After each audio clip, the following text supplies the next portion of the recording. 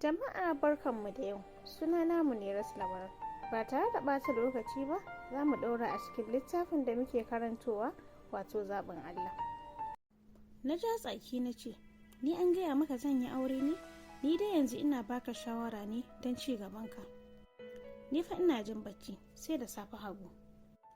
Na jiya zan nufi gida, Habu ya kira ni da cewa, jima na Hassu. Na ɗan waiwayo na ce, sai mai kuma, ai min yi. Ya ce dan Allah gobe ki fito dandali, na ji daɗin hirar mu yau. Na ce ni ba irin sahabi ba ne, hira da littattafai ya fi min daɗi. Habu yana dariya tare da girgiza kai ya nufi gida. To a haka dai nake fama da matsalar Habu, a kullum dare in ba aiko Habiba don na fito dandali nakan samu kwanciyar raina. Muna cikin haka ne kwatsam sai gwaggwalare ta zo daga Kano inda take aure. Na sha jin labarin gwaggwalare yaya ce ga mahaifina. A koda yaushe ta zo kusa da takan ziyarce ni da tsarabar ɗinkuna iri-iri. Wani zubin ma ita nake sanar mawa ta sayo min littattafan makaranta da na labaran abin da duniyar mu ta kunsa. A wannan rana ta Talata bana zuwa makaranta domin an yi mana hutu, amma Dada ta ce na kintsa za ta aike ni kasuwa kafin lokacin zuwa na Islamiyya yayi. To hakan aka yi, nan da nan na je kasuwa na yoma da siye-siyenta, na dawo na cimma gwaggwalarai zaune ɗakin Dada. Na ce la gwaggwa sannu da zuwa. Na kai gwiwa na ƙasa ina gaishe ta irin gaisuwar mu ta Hausawa. Ta ce matso nan Hasu, wannan tafiyar taki ce. A zuciyata na rinka addu'a da Allah ya sa ita ma ba zancen auren nawa ta zo da shi ba, amma fuskar Dada ta nuna min tsananin damuwa. Na matsa dab da gwaggwa na ce, ko lafiya? Gwaggwalar ta riko min hannuna na dama cikin hannayenta ta ce, saurari zance na da kyau diyata, ki ji abin da zan gaya miki. Na ce to gwaggwa ina jinki. Ta ci gaba da cewa, na zo neman alfarma akan zan tafi da ke birni inda nake domin taimakawa wata diyar aminiya ta rainon jaririn da ta haifa kwanan nan. Na dago ido tsorace na ce, to Dada ta amince ne? Gwaggo ta ce raino fa Hasu. Dada ta ce ba ta da zaɓi sai abin da kika ce. Dada ta ce ni me zan ce, bayan kin yi wa babanta Malam Iliya magana ya ce ai babu damuwa, ai ni ba zan iya matsawa ba in har ita Hassan tana son zuwa. Na sadda kai na ƙasa alamun tunani sannan na ce, to Gwaggo ba dai za ta rinka duka na ba da zagi ko? Gwaggwalare ta ce dukan lafiya, wane ita ta taba min ki? Ai wallahi sai inda shari'a ta tsaya, daga taimako sai a ce za a azabta min ki? San babu wannan, muna dai mutunci da su ne. Ina kuma ganin zaman ki da ita zai sa ki waye har ki auri dan birni idan akwai rabo. Suka yi dariya yayin da ni kuwa na dan tsuke fuska. Dada ta ce ni dan roƙo na abu ɗaya shine idan ta samu shekara 15 ki dawo da ita don a aurar da ita, tunda mahaifinta ya kafe kai da fata sai ta yi wannan shekarun kafin a yi mata aure. Gwaggo ta ce haba in Allah ya yarda. Abinda yanzu duka shekaranta 12? To ni diyarta ban ga kina murna ba da wannan tafiya. Na yi dariya na ce, ai ni Gwaggo tsoron inda zaki kai ni nake yi, da dai a ce wajen ki zan zauna.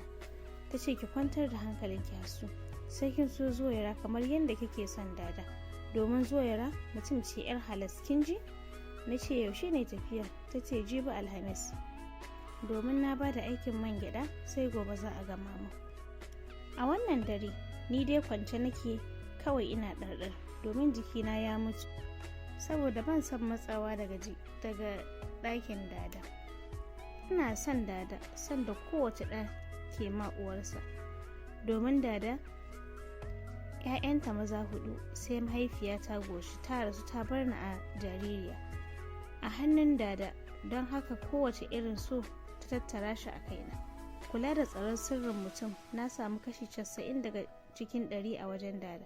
Abin nufi a nan shine Dada ta bani magani na sha, na yi wanka tamkar wadda za a farauta.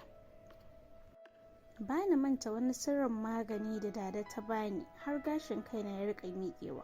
wato mun je cikin ƙoromin daji ne da dada, mun sha wahala kafin ta gano iccen maganin, inda ta sare shi da wuƙa ya faɗo bisa mara.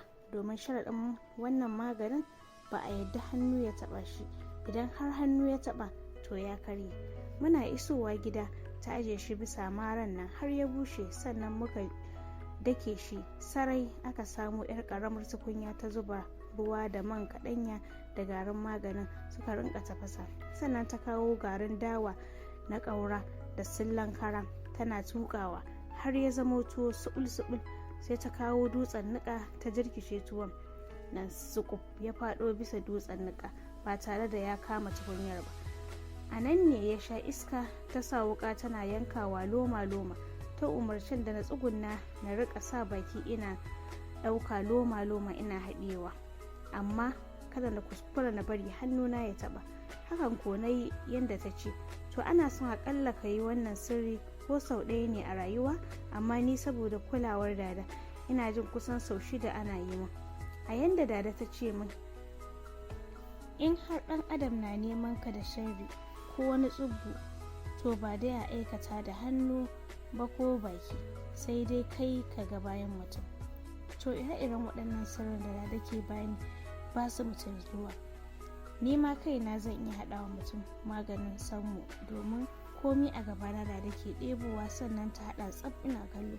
Zuwa can na juya na ja ɗan tsaki, a ce da na ji na ta ce, ke Hassu, idan fa tafiyar nan bata kwanta miki ba a fasa. Na ce ba haka bane dada, ni dai ina zulmin faɗa ne.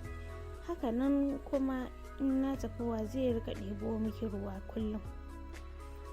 Ta ce in dan wannan ne kada ki damu, ba ga gida nan cike da 'ya'ya ba, wasu ma jikoki na ne. Kin ji kuma abin da gwaggwanki ta ce, ba za ta yarda a tursasa miki ba. Na kuma amince da ita domin tana son innarki kafin ta rasu. Haka nan babu mai ji da ke a cikin zuri'ar mahaifinki kamar ita, saboda haka ne ma kika ga ban hana ki tafiya ba. Ni kaina da na fuskanci za ta iya kai ki wajen wahala, ba zan lamunta ba.